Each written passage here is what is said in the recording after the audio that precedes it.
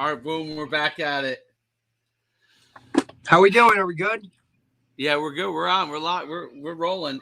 I'm in a secret location. I give you credit. You're in the cave. You're in like John Gruden. You're in like John Gruden's little studio with all the tapes. Oh, with all the emails? Yeah, his what is it? It's like what was his thing? The Fired Coaches Association or something he had going. Oh yeah.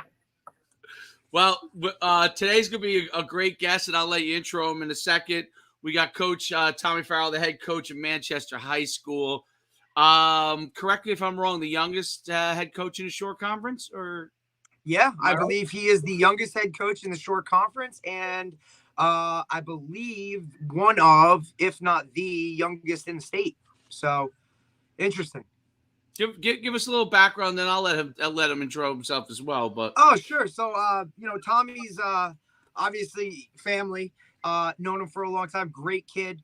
Went to Donovan Catholic, which was Monsignor Donovan at the time. He went on to play at Stonehill. Always a smart kid, and really kind of jumped into coaching right away. Obviously, he's the son of a coach. Been around sports his entire life. Young, so passionate, and was fortunate enough after a couple of gigs and a couple stints to land a head coaching job at Manchester. And he's coming up on year 2. And I'll tell you one thing, you can already start to see the culture change.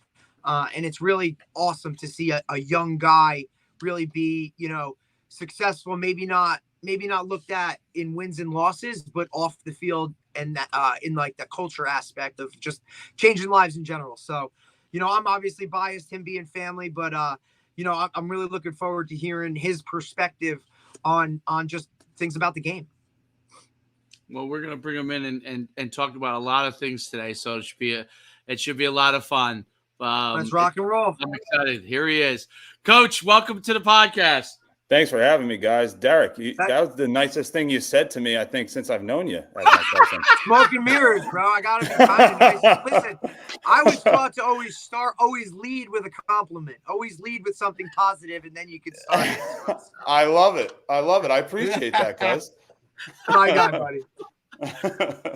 Coach, tell everybody your background, where you played, how you got into coaching, what kind of got you there, and then obviously where you are now. And yeah. So look, I have to start off with my father. Great relationship with my dad. He's coached at New Egypt and Donovan and Monmouth University. He got out of coaching right when I went into high school at Donovan in 2009 to watch me play. I was lucky enough to play for Coach Duddy, where we won the B-South Championship in 2012. Went 6-4. I had the unfortunate experience of trying to block Quentin Nelson in the non-public playoffs. That wasn't fun. But I was lucky enough to play at Stonehill College, which is now Division I. I'm happy to see what Coach Gardner's doing there. Played outside linebacker. Then right out of college, I got my master's at Syracuse. Knew my junior year of college, I blew my knee out. I was helping the younger kids out. Knew I wanted to coach someday down the road. So Coach Fentz at New Egypt gave me that opportunity right out the gate. 2018 and 2019, I coached at New Egypt. 2020, I got my first teaching gig up in Parsippany, where I drove an hour 40, but I loved every second of it. Coaching with Derek Eatman. I would call Derek, my cousin Derek, all the time on my way home when I was in traffic on 280. And then I had a really lucky experience to go to Shore Regional with Coach Kaz. Coaching with him for a year. And I thought I was going to be at Shore for a long time, learning under him. And I was fortunate enough. I live in Manchester. The job opened up. I applied for it, and I was lucky enough to get the gig. And we're going in year 2. We have a lot of returning starters coming back, and this should be an exciting season for Manchester. Cool. Who are some of the teams that are on your schedule this year? Yeah, so we open up this Friday with North Plainfield, who Derek Eatman is the head coach, who I worked under at Parsippany High School. So that should be a fun. I remember when you guys were setting that up. I thought that was kind of cool, Yeah. So so we're both Group 3 teams. He always, we call it the Iron Bowl. It's the first annual Iron Bowl. F for Farrell, E for Eatman. FE is Iron. So we're calling it the first annual Iron Bowl. They're coming down to the Hawks Nest on Friday night, and hopefully we'll go there next year. They're getting a new stadium up in North Plainfield this year. So just a great opportunity for the kids to play different areas of the state. So we're fired up for Friday night. That is cool. So going into a program, taking it over and I'm just thinking back to, I mean, now as I'm getting older now, so I'm 49, but I know what it's like to take over a program at a young age. I was a head coach at 30. So, and I had only been coaching for 3 years at the time when I became a head coach. So, because I didn't start coaching right away, I was I was working for corporations for a few years. So, I know what it's like. It could be it's exciting. It's challenge. It's everything all wrapped up in one, right? You're learning as they're learning. Tell me some of the things that you found to be the most exciting and the most challenging, being a younger coach. So the most exciting thing is, to me, we walk out with the band Friday nights. Like from the locker room, we walk through the tailgate in the parking lot, right onto the stadium. There's nothing like Friday Night Lights. There's nothing like, walking through your family. Even when you're a player, I took that from Coach Eatman at Parsippany. We walked with the band out onto the field, down the hill at Parsippany. And I loved every second of it. And going back to what I said, hurting my knee in college, my junior year, when I was out for the whole year. I knew that football was not going to be over for me in just 1 year. I knew I needed to be on the sideline, not to be a player, not to be, as much as I love the chess match of football, you run this, I'm going to call this, just to be in that atmosphere and to lead young men. I'm a product of Coach Duddy at Donovan, who's very positive. I'm not afraid to tell a kid I love him. Even if I rip you in practice, I'm the first one to put my arm around your shoulder. And just to be, I know you guys are going to say I'm the youngest this, I'm the young, at the end of the day, I'm a head coach, and I love leading these young men, and I know what these kids need. So to get this opportunity at Manchester just to lead these young men is great. Look, I lift with the kids. I run with the kids. I listen to their music. I'm not afraid to say that. So to relate to their level, they know I'm not their friend. They know I'm their coach, but to have that bonding experience with them on and off the field is just huge. And that's what I'm fired up to do every day. I wake up before my alarm. This is what I was meant to do. And I'm just happy to be here, man. I'm blessed. When you think about coaching from a philosophical standpoint, you talked about the positivity that that environment that you came from. What is kind of your philosophical approach to developing and building your team? And reason I say it, right, Manchester, they've had some really good teams, but there's been a lot of ups and downs at Manchester, right? Yeah. And inconsistency. All right, that's a great word for it. Okay. So what is your philosophy and approach to building for the long run to be able to build the program up the way that you want it to become? I think if they believe in you off the football field, right? Like, I'm proud to say, I'm going to brag about, I'm not a braggadocious person. I don't like, as much as I love being on this show, I don't like doing this stuff necessarily because I love the chess match of football. But here's one thing I'll brag about. We had for what I can recall, is the first time that Manchester football had a 3.0 team GPA. So for them to believe in me off the field to get the jobs done in the classroom, we did 3 or 4 community service trips to the 55 up communities in Manchester. I saw that. That was excellent. Yeah. Oh, it's great. And not only did I make them do it, the kids enjoyed doing it. And then another thing, going back to when I played at Stonehill, you see it on my sweatshirt, dig. I took it from Stonehill, discipline, intellect, and grit. I always say, for example, today's Wednesday's practice, we did not have any intellect today. We were disciplined when we went on a hard count. We were gritty in between the trenches, but, we made some philosophical errors, some schematical errors in the secondary. We lacked intellect. So discipline, intellect, and grit, if we hit all 3 phases, we're probably going to be successful on the football field. And, Coach Schuman, culture is a great word. It's a great thing that, as a first-year head coach, to build a program off of. but it's also a buzzword, like I can do all these things. We can get them new, nice white helmets. We can get them, into the community. We can get them having good grades. And those are all great. And I'm not diminishing that by any means. But at the end of the day, like I am a football coach. I am a competitor, and I want this to relate to wins at the end of the day. So I think we're going to take that step. I'm hoping we take that step. We have the talent to do it. Now it's just time to execute. And I'd like to think that's coaching. If I can get these kids to execute with the talent that they have, that's the step from going from year 1 to year 2 as a head football coach. Very cool. What are some of the building block things that you think are essential? So you got, weight room's obviously an important part of it, but what are the things that you build into the program to help each individual kind of be successful as a player? Yeah. So look, I'm a run first kind of guy. I want to bring back that old school Ocean County smash mouth football to Manchester. And nothing against before I got there. They were a 5 wide. They were, sling it kind of football team. I'm kind of the opposite. So to be that smash mouth football team, going off of you like a building block or a philosophical thing, I think we had to get in the weight room. I think that was a part of me. No excuses. Part of me joining late last year was we didn't really have a good off-season program. So for me, being in the weight room for an entire year, you see that now with a returning. We're returning all linemen on both sides of the ball.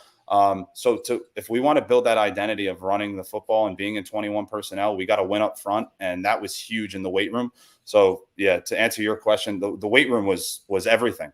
And even during camp, my brother, Derek, my brother plays at Monmouth University. I met with Coach Tim, who's their strength and conditioning coach, and they lift 2 to 3 days a week. I followed that exact program when I was at Monmouth, not the lifts necessarily, but just building those strength building blocks in the weight room, just being in there. Absolutely. And, and like being in the weight room is one thing. You can go to, Tom's River Fitness or Planet Fitness and be in there. Oh, I was in the gym for 2 hours. No, you can get in the weight room for 30 to 45 minutes and really get after it. So that was I took attendance in the off season. I'm all about multiple sports. If you played a sport, great. I wanted you to play multiple sports, but if you weren't, I was taking attendance in the off season. And that's kind of how we picked jersey numbers this year. It wasn't just by class. It was how many times were you in the weight room? How many times, did you not get in trouble? It was pretty much like the less demerits you had or the less points you had, you got to pick your jersey number. So there were some sophomores that picked the jersey number before senior. And that's just kind of how I started it going into year 2,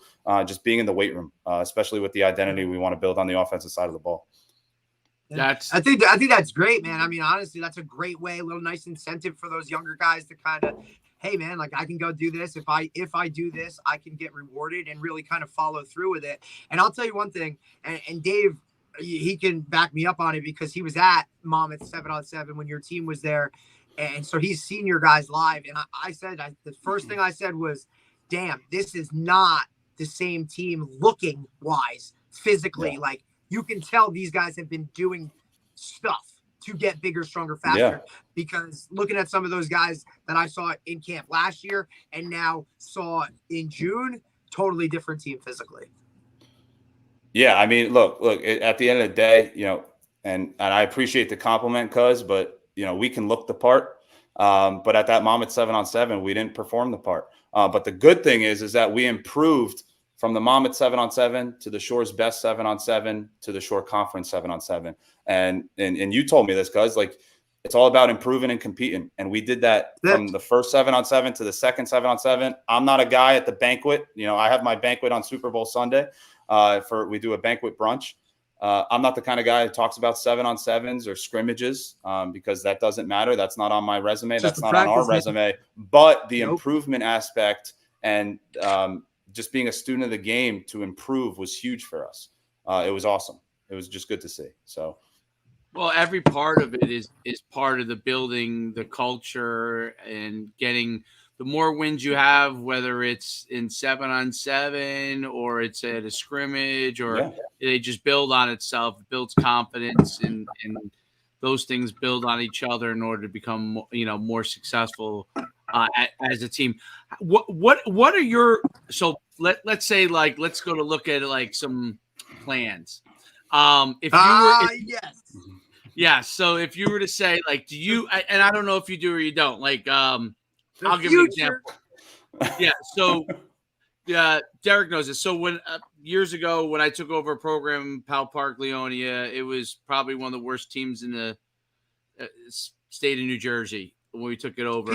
P.S. Overpeck Park, like just whatever, they had to move all those games that they were going to do there. They had to move them because the field conditions are unplayable. So something. Oh, really? Why they were supposed to have games in Overpeck Park? Yeah, like they had like a little jamboree, like Ramsey was playing somebody, like all that, and then they had to move it to Westwood because field is deemed unplayable. Really? I didn't even know that. That's what I said. Where's that taxpayer money? I am. The fun fact of New Jersey high school football is Derek DePascal. Yeah, I know he is. Listen, so once you move below the bridge, like, obviously I lived up there. We're out of it. I don't even know what's going on half the time. So, and like, listen, I was up in North Jersey. Tommy got the coach in Parsippany. Tommy got the coach in Parsippany for a year, so he was Morris County for a year. I'm getting these calls like, "Hey, I got to play Mountain Lakes," and hey, buddy, buckle up, buddy. Here they come, dude. Like, yeah, be glad you got out of Parsippany. Oh no, they can't be that. I said, yeah, dude, just wait. You don't understand. Some of these guys are brutal. But anyway, go ahead, Coach. Yeah. It's not. Well, Parsippany Troy Hills is not a bad place to be. That's the problem why Parsippany has a hard time, because Parsippany Troy Hills, everyone wants to go there. So what was I gonna say? Oh, so anyway, so when I took over that program, it was just it was left for dead. It was a co-op, and the superintendent came to me and he said, "Listen, it's going to take you 5 years to get to where you want to be." So we set that as our goal. Like the 5th year was to go to be in the state championship.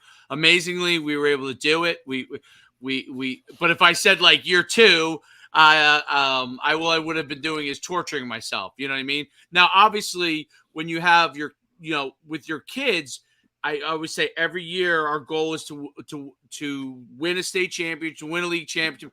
Those are our goals, but the key is progress, right? You don't get to that point right away all the time. How do you stay in step with players in as you're building the program at the same time that you're looking to one day win a state championship? Because every coach, that's what their goal is. And how do you do that from a balance standpoint? I know it's a tough question, but I gotcha. I'm curious to hear. Well, the first thing is, going into the interview, as a 27-year-old last year, going into the interview, I wanted to see, did I have administrative support?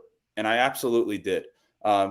Keith Lister, my athletic director, has been nothing but amazing to me since I've been there. My superintendent, John Baronato, I think I was his first hire.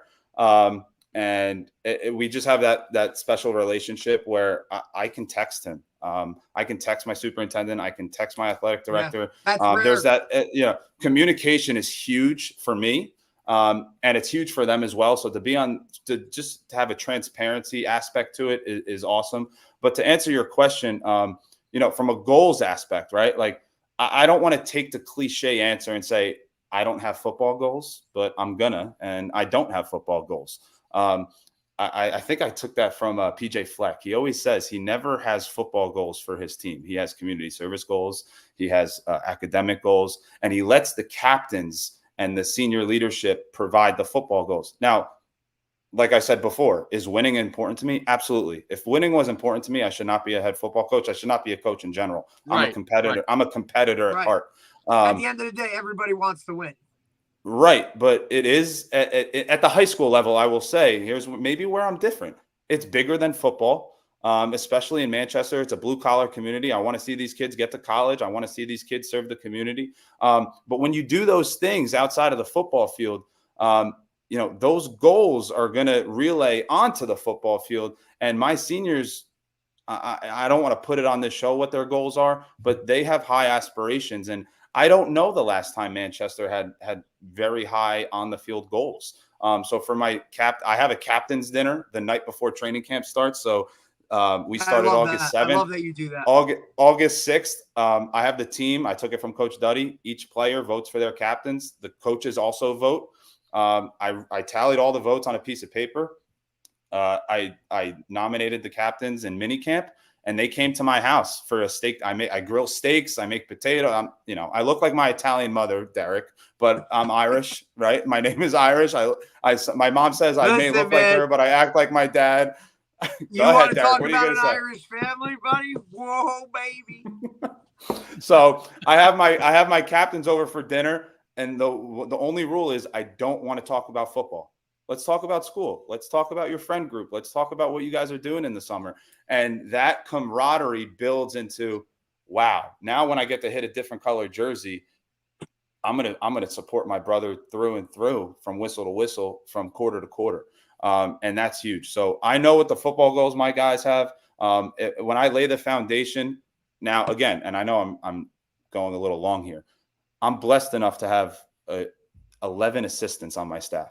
That's amazing. I have 4 volunteers. He's got a ton. He's got a ton. I have 4 volunteers who are all alumni, and I have 3 former head coaches on my staff. And Bob Masseri, who coached my dad at Donovan. That's something you should definitely touch on, because your staff, it's so like. Yeah, no. You set it up the right way where, look, and I know you're smart enough to do it this way, right? Yeah. And with dad and everything, it's a great way. But hey, I'm going into this as a young head coach. I'm not going to know everything. At least if I surround myself with some of those guys, right? They've gone through what I don't know how to handle, or, they can kind of just help me. I mean, look, you set it up great. And to have those guys on staff, what a benefit. All right. So just to touch on that, let me shout him out real quick. So Bob Masseri, State Hall of Famer, Shore Conference Hall of Famer, coached it. He has more coaching experience than we do on all fingers and toes. He just did a stint in Lee, Florida, I think a couple years ago, before he came back. He was my dad's head coach at Donovan. I got Gerard O'Donnell, who's my uncle, my dad's best friend. I call him Uncle G. He's my defensive coordinator, winningest coach at Manchester with 27 wins. And then I got Lamar Davenport, who I just brought on board as my D-backs coach. He was the Asbury Park head coach last year. And he doesn't talk that much. He's a soft-spoken dude. I said, yo, Lamar, don't be afraid to speak up, bro. You have the highest winning percentage out of any coach on the staff. He went 5-3 last year. And then I have Jeff Brown as my offensive coordinator, who's won multiple state championships with Jackson Memorial. I think he went to a sectional with Mainland when he was the O-line coach there 2 years ago. I'm just blessed with an amazing staff, and I relay things here and there, but they also know at the end of the day, I'm the head coach, no matter what my age is.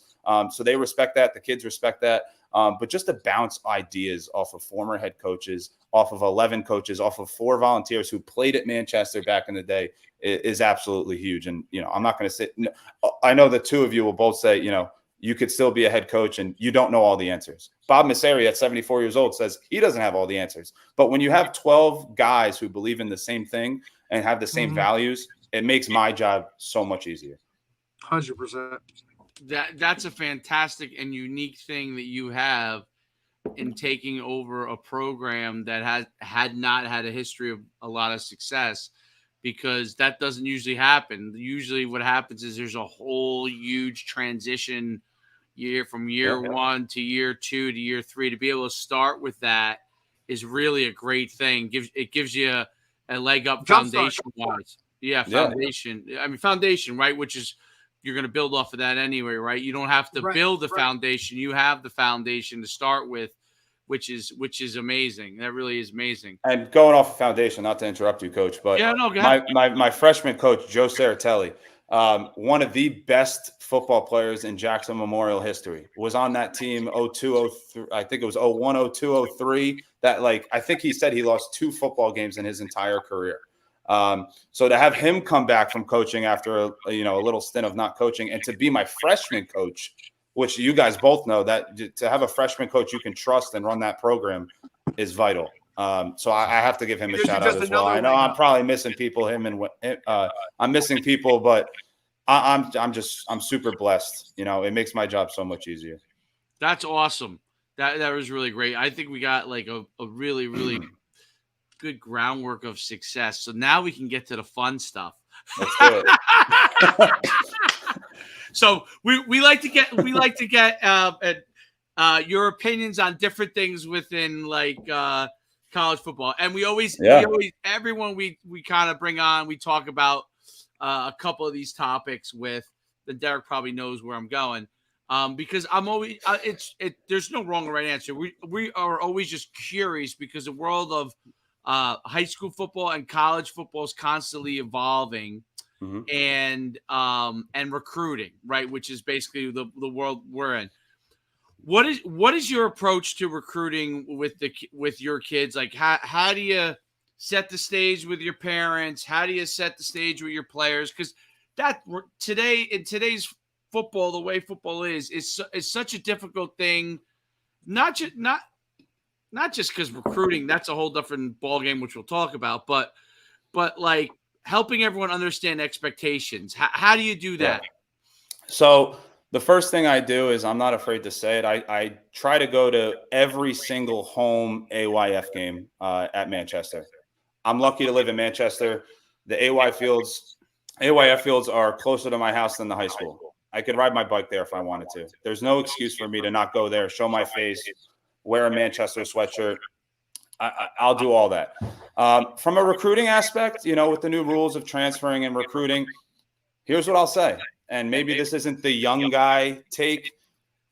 I don't have the foundation to recruit right now. If I was in 8th grade and I was an 8th grader's parent, why would you come to Manchester?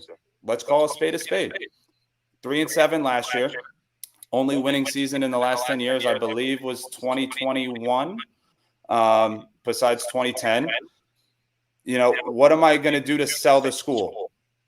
Look, I'm coming out here. My administrator is probably going to be mad at me.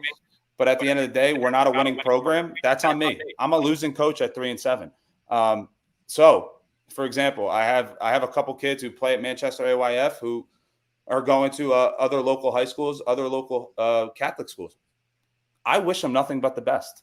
I tell them to take coaching, to be coachable, to have fun and enjoy the moment. I'm not one that's going to come out here and get mad. I'm not one that's going to like petition a transfer and say, I'm going to ruin some 9th grader's life, some 11th grader's life. I'm not that guy. If you want to play for Manchester football, I'm going to coach you. If you don't want to play for Manchester football, I'm going to root for you. That may be a different aspect, but right now I don't think Manchester football is there yet to be on that recruiting scale. And that's on me. I'm calling myself out, looking at you guys in the camera, and I'm saying I got to be better. Manchester football has to be better. And this upcoming year, I hope I make that change where when we do start winning, now we have 71 kids on our roster, top to bottom. That's pretty good for Manchester football. That's your numbers have been very good. And last year you were what? And by the way, I was more talking college recruiting.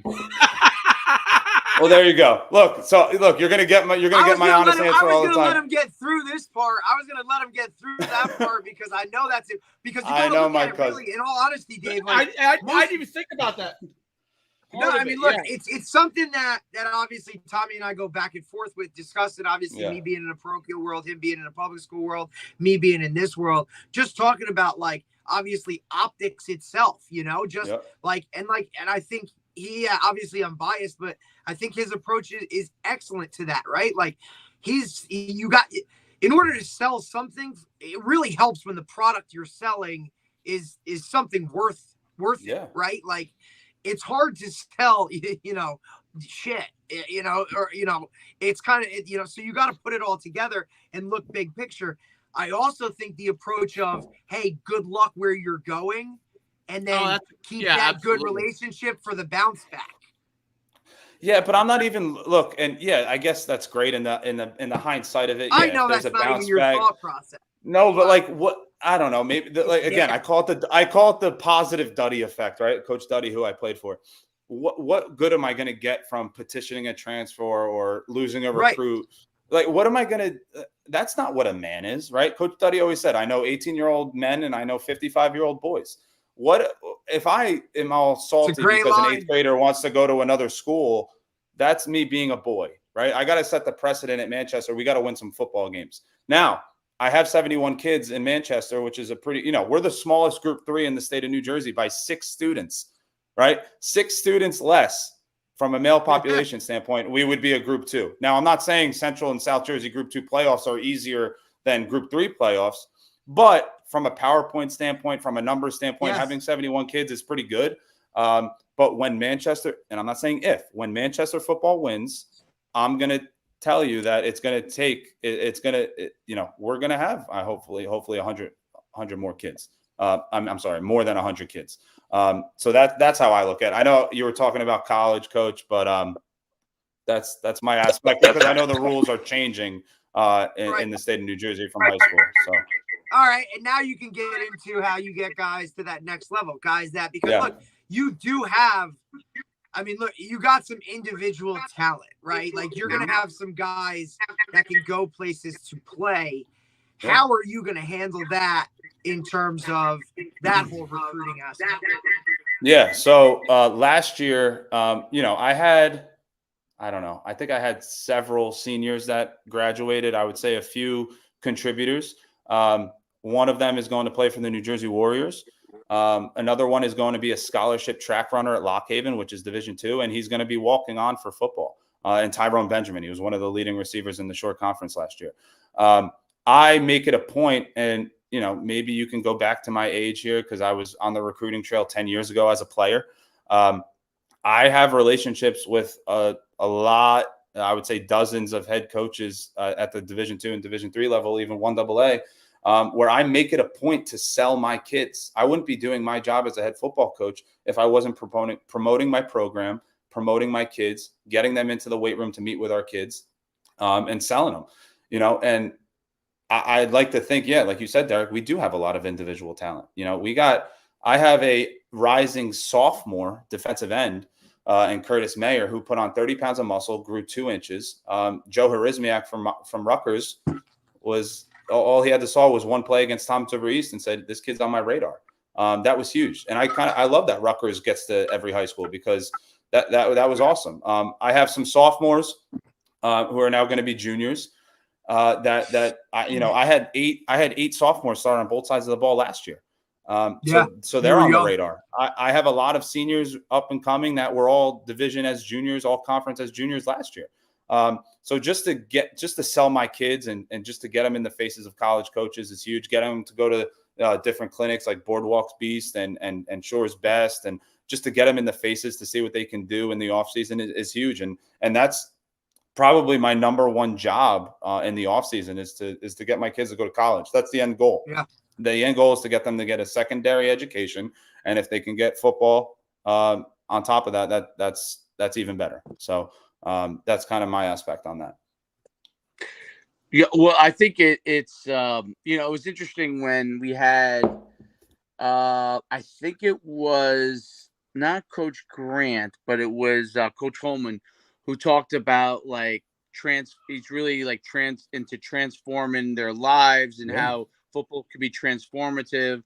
And he talked a lot about it. And he talked about how recruiting is a big aspect for those kids, enabling them to transform their lives, but being able to go to college, leverage football to be able to do that, get themselves a better education.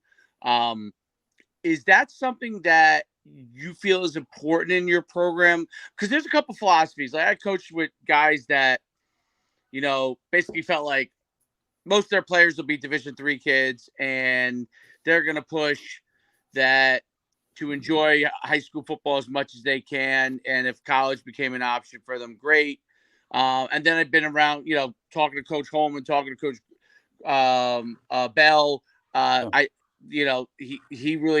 They really drive home the point that college is an opportunity for you to get yourself an education. So there's obviously different schools of thought of it.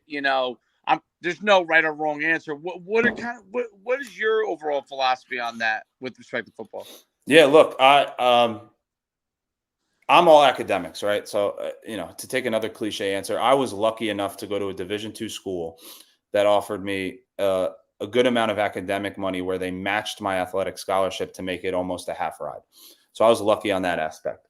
For my kids, if they want to go and just be an academic student, I'm fine with it, because you both know how much the commitment is to be a college football player. My little brother is going through it right now at Monmouth University as a preferred walk-on. As a walk-on, and I put walk-on in quotes because he's just another guy on the team who's getting treated like a scholarship player. But at the other aspect of it too, Coach, is that, selfishly, as a new head coach, my reputation is also on the line.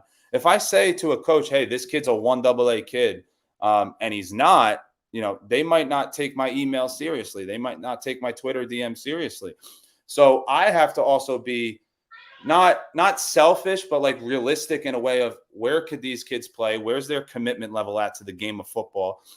Where are they from an academic standpoint? Do they just get by? Are they actually studying? Are they doing what they need to do to get it done in the classroom and in the weight room? Do they play multiple sports? So my aspect is, how bad do and Derek, you told me this too. My dad tells me this too. Do you like football? Do you love football? Or do you live football?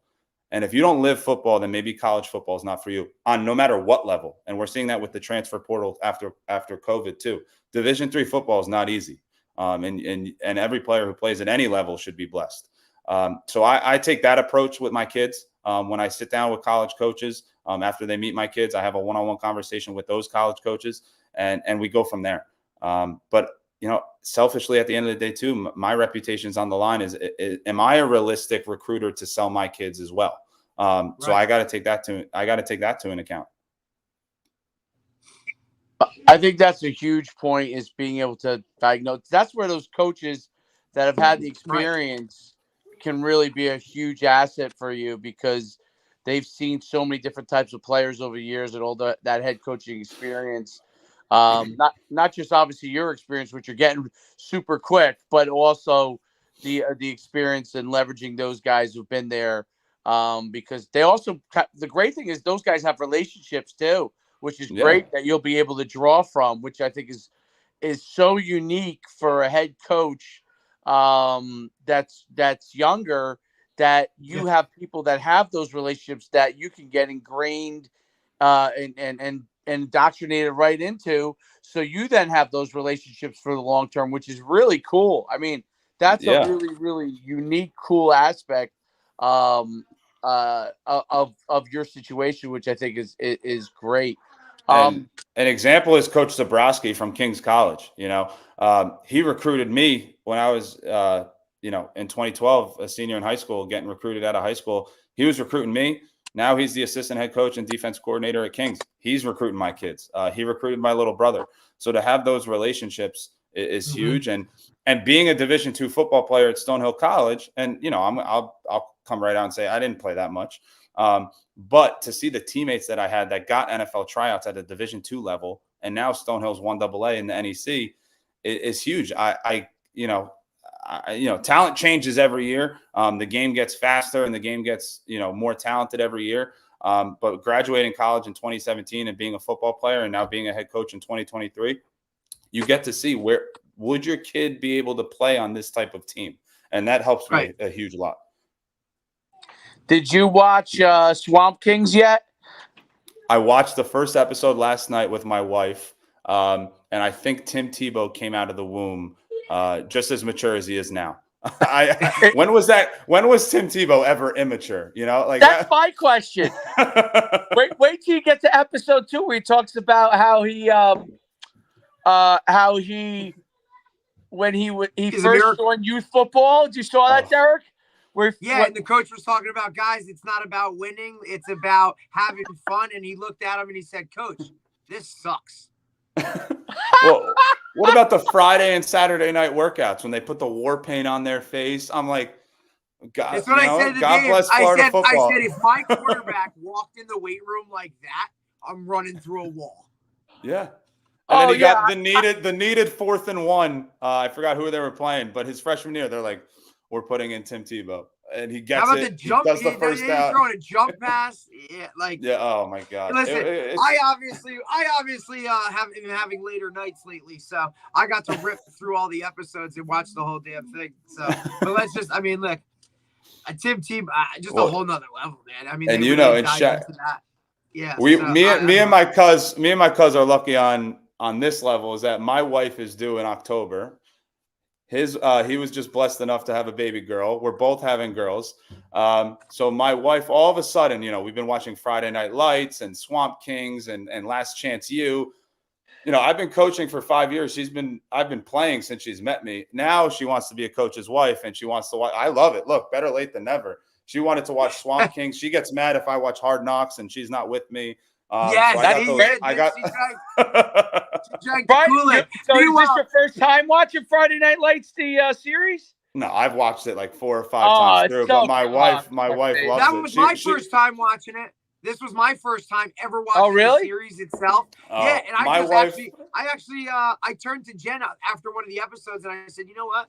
Like, there's not an episode where they don't touch on something that I've dealt with firsthand. It was just craziness.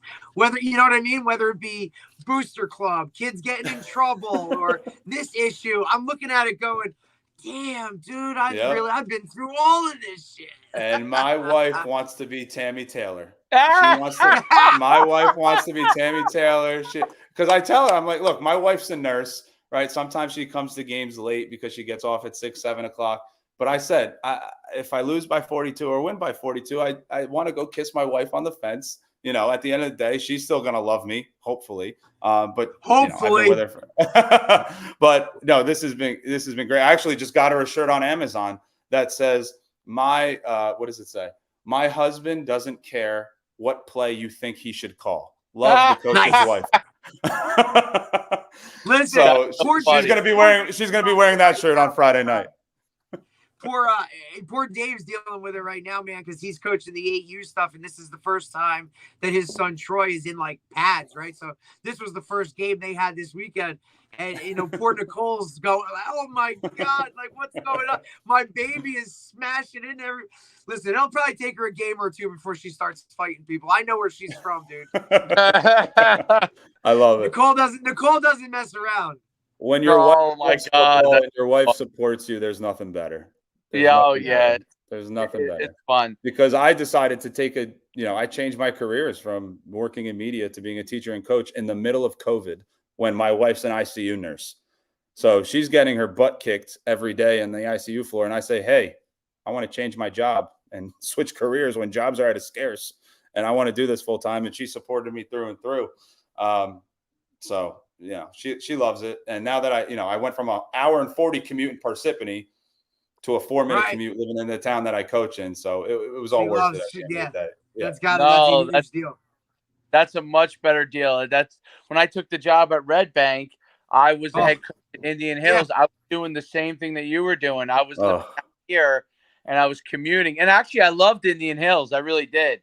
But it was just so long. It was such a long commute that I think everyone was going to kill me at some point if I kept doing that commute, to coach football. But we love the game, man. There's something different about football, right? I mean, that's why we do it. No doubt about it. I was glad to be able to go to Red Bank, but it hurt me because I liked the Indian Hills a ton. I remember when Derek was at Red Bank with you, and my brother was at Donovan, and you decided to kick an onside kick right at his chest. I told him I was going to do it. That was great. And I'm in the sidelines. I go, Derek's going to kick it right at 44. I know for a fact he's going to do it. And there it was.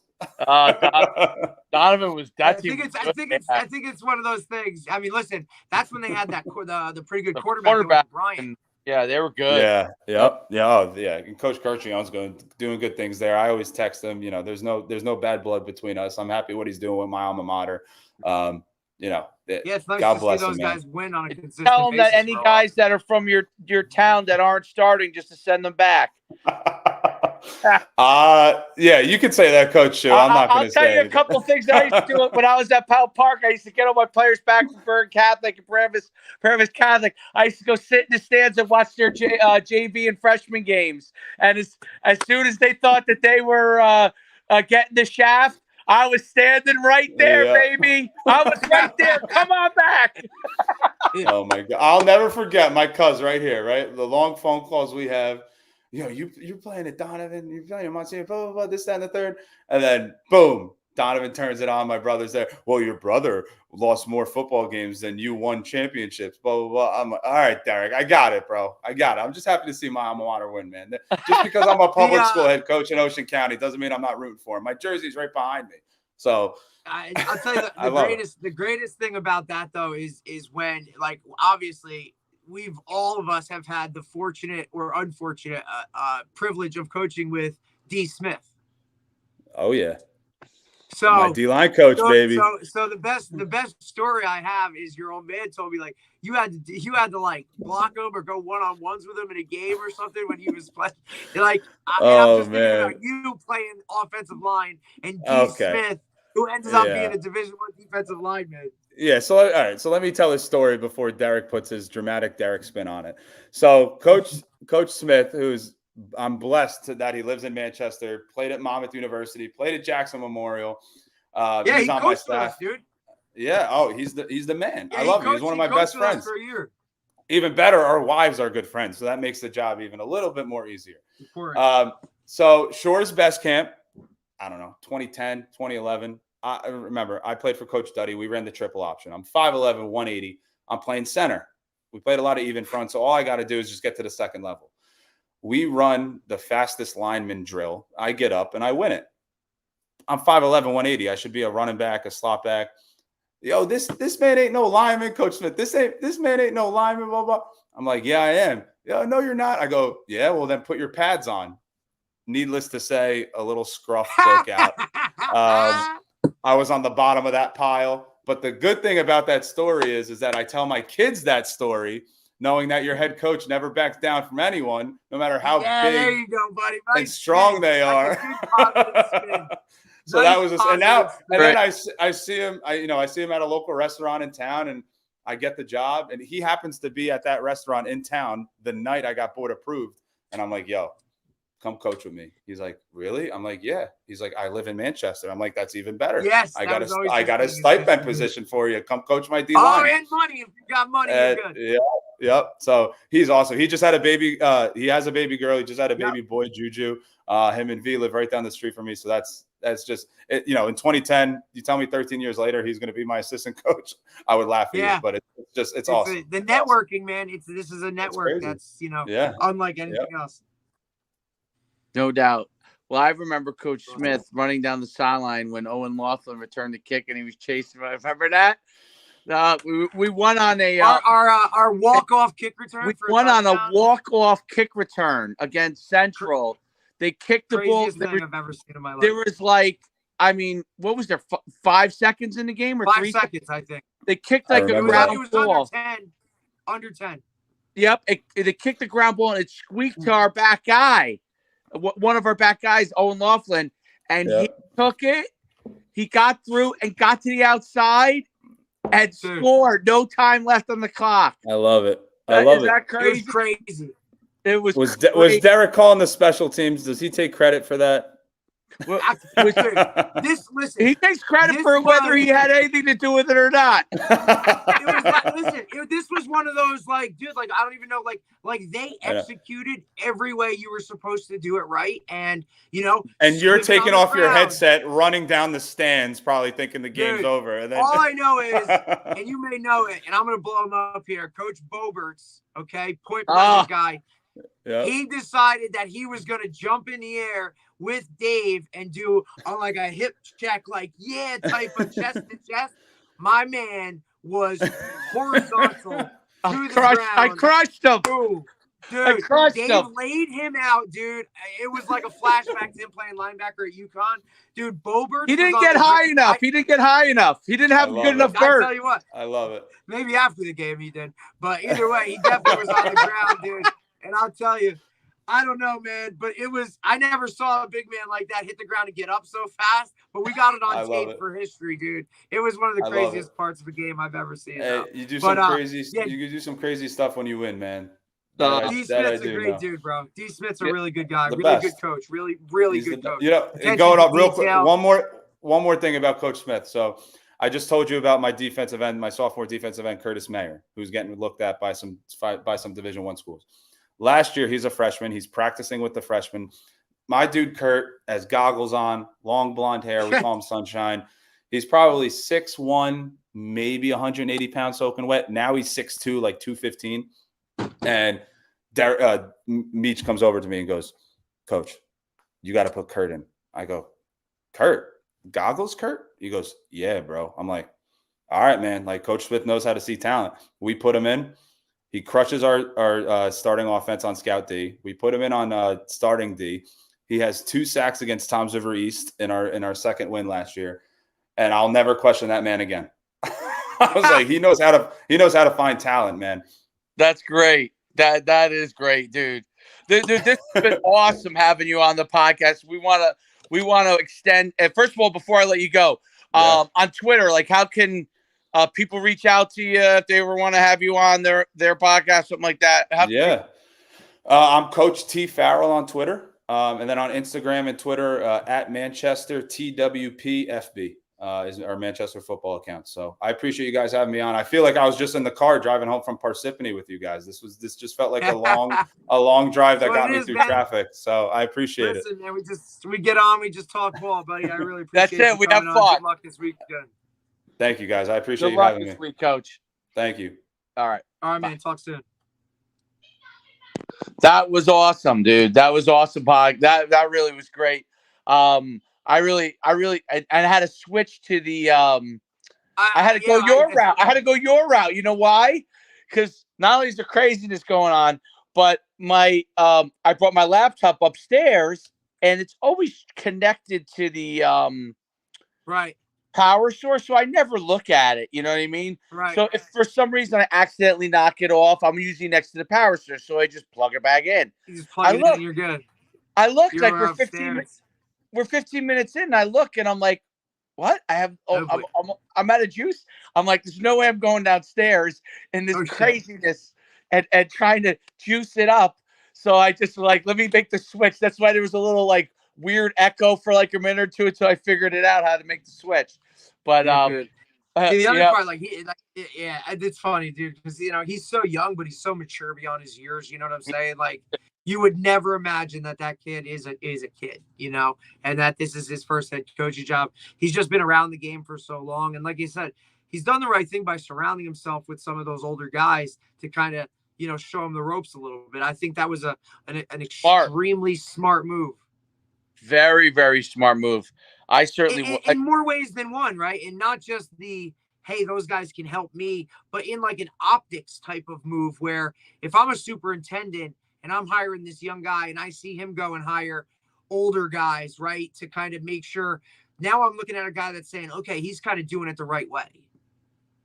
Absolutely. And I think what's really funny, what's really interesting about that is that he did it. He's got 3 of them, which is fantastic. I was thinking back when he was talking about that. I was like, I tried to do that by hiring Darrell White as my assistant when I was first got the job at Saddlebrook. I remember. And they basically almost they were like, no. I'm like, wait a minute. I can't have the old head coach who's the winningest head coach in Saddlebrook history. I'm trying to take the guy that actually did something right here. Yes. I said that can only happen at Saddlebrook High School. That can only happen, and you've taught there, so it can only happen there. It's funny because he does have pretty much the one guy that did actually do a little bit of winning at Manchester, right? And yes, I said that. Right, because he's been a teacher, and it's his uncle pretty much. So, and I've met him a bunch of times. Great guy, and he's in the building as a teacher as well. So it kind of kills 2 birds with one stone, Yeah, oh, no doubt about it. And I think that I didn't really realize, and I didn't realize he had 11 coaches on his staff. And yes, he's got a huge staff, dude. I mean, because here's the thing, they have 71 kids. Wow, and that's another. I'm telling you, it's another. Like, he's now creating something where people want to come and do it. It's just a matter of time. That's it. Could happen now, though. One thing about the Shore, we talk about the Shore scheduling, like the pros and the cons of it. The one pro of them constantly changing it each year is that groups can get opportunities. You know what I mean? Because of the to get better. Now, I mean, the negative on not for Manchester, but in general, the negative is that if you're near the top but not the top, you could end up getting, depending shafted. You could get shafted, but it's depending on the year, it's depending on how many people went from bad to good or good to bad. If you're kind of If you're good but not elite, meaning I want to say like, if you're that Manasquan, right, you're very, very good, but you're not like you're not always gonna be, I don't know what, 9-2. Like you're always gonna be a positive on the positive side. You'll always be a plus, but you might not always be, whatever. You Right, might have if more you than have a 3 negative, losses. you'll drop down. But if you're always on the positive, but you'll kind of just stay. You're not like 10-0, a type of team that's 10-0 every year. I think the pressure from the outside conferences, right, will change the way they do that unless they decide to just be, hey, we're the Shore and this is kind of how we do things. But I think the pressure from like not only the other conferences, but also like even the New Jersey Coaches Association, like those guys, you can tell that they're just like, come on, Shore, just, do what everybody else does. You know what I mean? I don't know. It'll be interesting to see, but it is, look, you can only do what you're either told or allowed to do within those parameters, right? So you kind of just take it and you maximize it. Like, what am I going to do? I can't sit here and complain about how it is. You just got to kind of roll with it and go. So absolutely. Who knows? Great podcast. Let's Good sign stuff, off, buddy. We'll see you next time. All right, guys. We'll see you next time.